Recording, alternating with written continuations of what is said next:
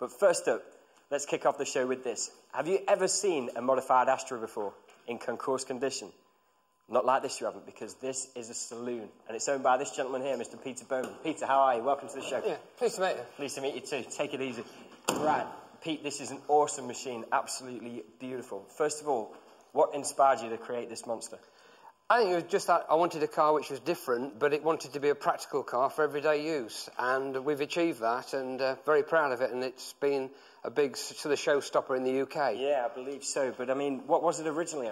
It's really unique. It's a standard Astra Saloon. It was a 2-litre 8-valve CD, so it's a high-spec car, but it's been seriously modified. Well, I think the first place I would start with this is the wheels. I mean, they're definitely they not were the standard. the first Astra in the UK to have a 17-inch 5-stud wheel setup from V6. I wanted better brakes because of the power, so we went on to 17-inch with a 5-stud setup. Right, and it is a front-wheel drive car. It's a front-wheel drive, 250 brake horsepower turbo. Unbelievable. It's got how many gears?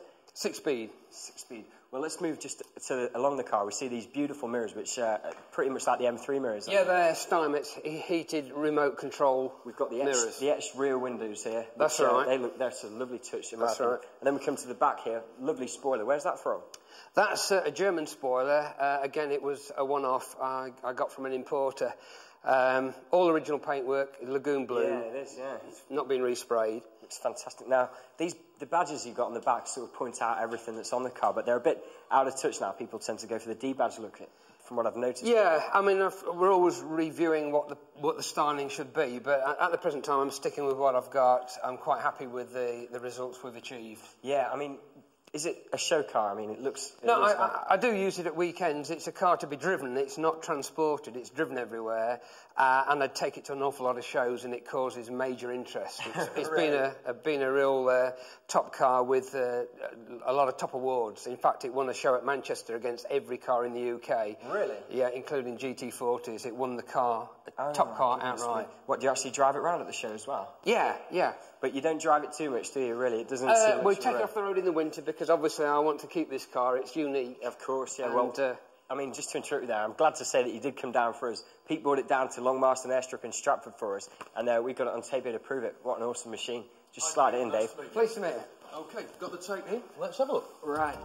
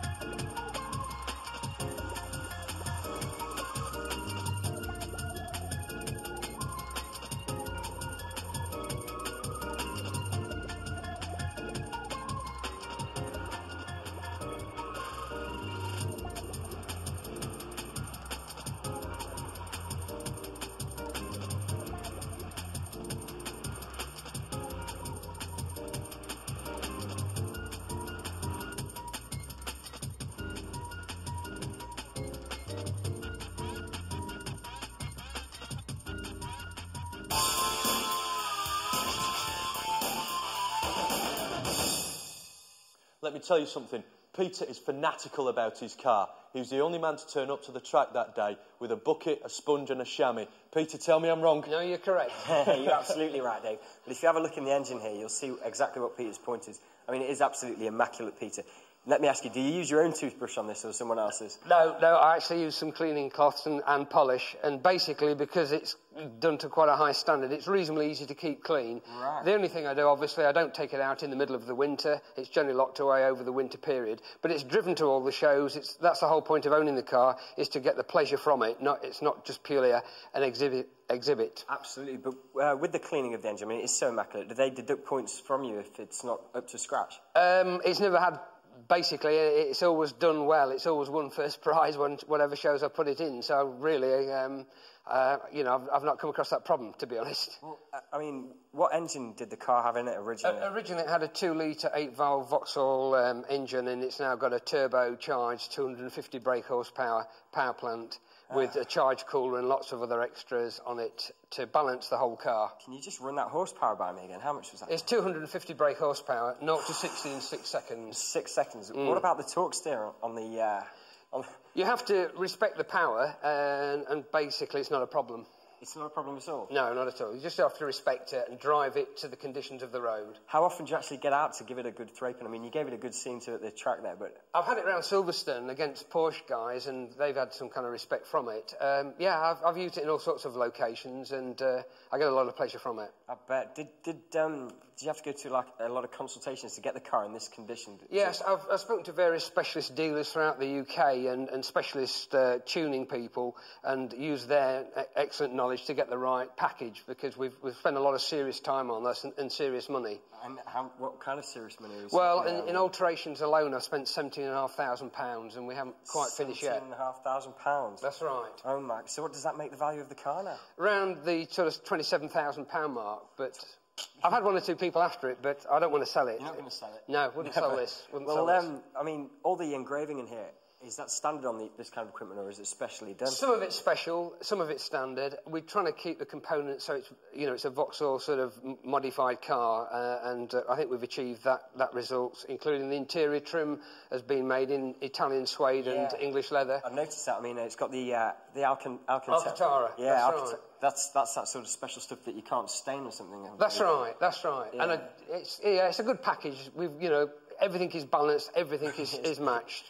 I mean, you couldn't call it greed, really, because you look after it so well. That's my pride and joy. It's serious money, but, you know, I've had a lot of pleasure. And it has got a massive following in the UK. When you go to various car shows, there's people come and see what alterations have been done to the car. So it has got a following. Even Vauxhall's, you know, acknowledge the quality of the car. Well, I believe they do. I mean, it's the only one that they're really really interesting. But I mean, if I just bring you back to the engine again, what is it about the 6 gears that's really grabbed you there? Basically, it's because you've got so much power here, you really do need the 6-speed to take the torque. So that's why we've had a Vauxhall 6-speed box fitted to the engine.